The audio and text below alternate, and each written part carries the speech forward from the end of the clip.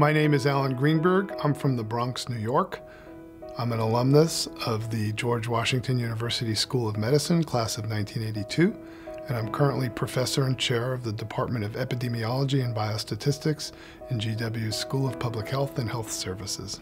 When I was invited to interview to be a medical student at George Washington School of Medicine, I remember being struck by two things.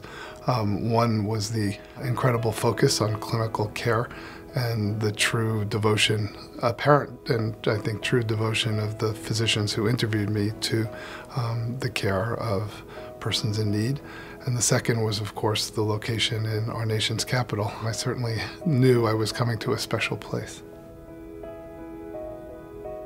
I believe that much of my motivation for doing AIDS epidemiology and doing AIDS science is motivated by some of the early experiences I had in the epidemic about feeling impotent, not being able to provide care to people who so desperately needed it. The sub-internship I did as a George Washington fourth-year medical student was in 1981 at St. Vincent's, which just coincidentally was one of the hospitals that saw a very large number of HIV/AIDS cases early on in the epidemic. It was before it was even called AIDS.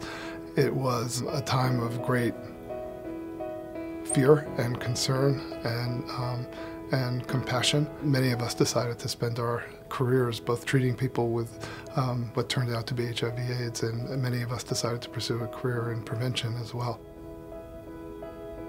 So I spent 20 years as a Commissioned Corps officer in the United States Public Health Service at CDC, working predominantly in HIV/AIDS in the United States and internationally, largely in Africa and some in Asia as well.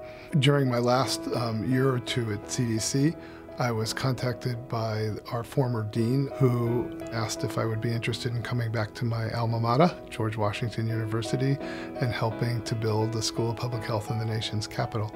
The opportunity to come full circle, and having been here as a medical student and then come back as an academic chair in the School of Public Health, has been a remarkable experience. I think what I've tried to do is reproduce the educational experience and opportunities that I had as a medical student. So Washington, D.C. has one of the highest rates of HIV/AIDS among metropolitan areas in the United States. So we started out with something called the GW HIV/AIDS Institute in 2005, and that gradually built from what started as a small handful or two of members to about 50 or 60 members across the universities of D.C.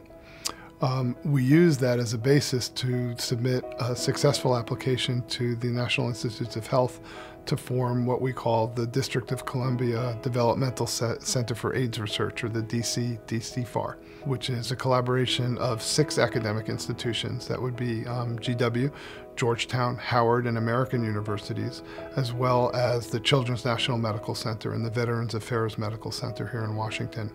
And we currently represent 154 researchers in HIV/AIDS, and our mission is basically to create a community of HIV/AIDS researchers in the district and contributing to promote and provide grant funds and to mentor the next generation of HIV/AIDS researchers in Washington, D.C. I think in the 30-plus years I've had the privilege of working as a public health professional and a clinician in HIV/AIDS, there have been remarkable advances in the science of identifying the virus, defining the illnesses associated with the virus. I think what an AIDS-free world would mean to me would be that we've delivered scientifically and programmatically on our promise to HIV-infected persons and their communities, that science and government and universities and community groups can work together to provide them with the treatment and prevention that they so desperately need. And I think that would be a fitting legacy to the many millions of people who've lost their lives in the United States and globally.